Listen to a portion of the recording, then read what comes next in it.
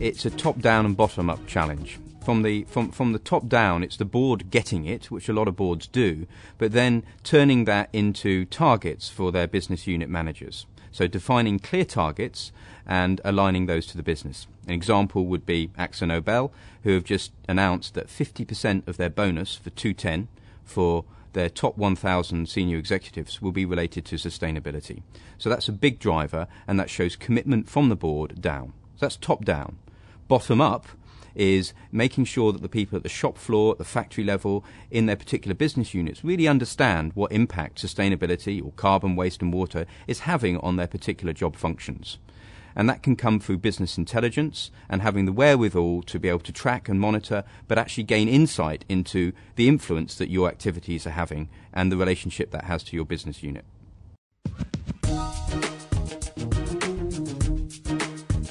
I see 4 levels of maturity. The first level is around compliance. A lot of organisations have to comply, but also a lot of organisations feel that they have to comply even though it's voluntary due to the amount of disclosure that there is out there at the moment. Second is around cost, driving out cost efficiencies whilst reducing your energy usage or water usage or waste usage.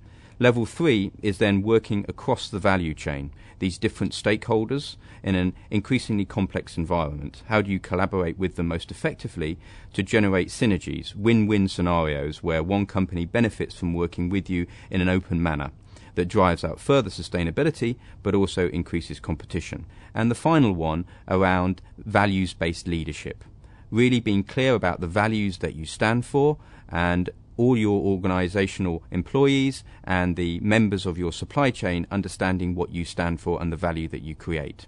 I see it shifting from being a niche CSR function to one being far more mainstream within the supply chain, within the HR functions, within the finance functions, all parts of the business. There will be individuals who understand sustainability and understand how to measure, monitor and report in relation to what that means for that particular part of the business. So we'll see it becoming mainstreamed. A lot of businesses at the moment are in survival mode, but at the same time survival can go with sustainability. And a lot of businesses are finding that when they address sustainability, they can spot the areas that are a little bit obese within their supply chain, and they can actually make the whole thing leaner, and that actually saves money. Over the next decade, which we've called the turbulent teens, like any good teenager, ups and downs, businesses are going to be faced with legislative and consumer pressure. And as a result of that, the businesses that survive will be sustainable. They will have to be. But that doesn't necessarily mean ticking the green box. It means they will be lean and taut and more efficient as businesses. An organisation that really gets sustainability and has embedded it within their DNA is an organisation that first of all is going to be able to survive in an ever-changing future. They're going to see volatility as an opportunity to change and will not be fearful about that change, but will see that as an opportunity to bring with it creativity and new ways of working.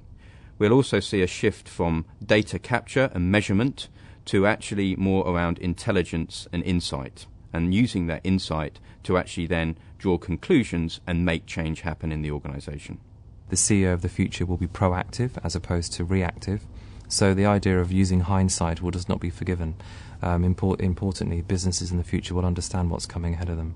By embracing sustainability at all levels in your organisation, you are enabling yourself to future-proof your organisation and therefore survive, and not see these challenges as things that are going to upset you and that you have to manage against, but rather opportunities that you can embrace. One of the reasons why we're working with Oracle on this is to identify to businesses some of the solutions that are out there, and it is about using technology, and it's about understanding how the use of quite sophisticated technologies can add transparency. And in many ways those technologies are a little bit complex, but they do take time to adopt, and when they are adopted, businesses can start to orchestrate that supply chain better. And what I mean by orchestrate is to make sure that everyone, like in a good choir, is singing in the same tune. And I think understanding how technologies can allow that sense of rhythm within a business is really important. So I would see organisations that really embrace sustainability within their DNA are ones that are happy places to work, are happy places to do business with, that employees really enjoy working with them, and they see the future as a challenging but opportune time for them. and also people associated with that brand and organisation will gain a sense of values and gain a sense of being part of that family that brings with it.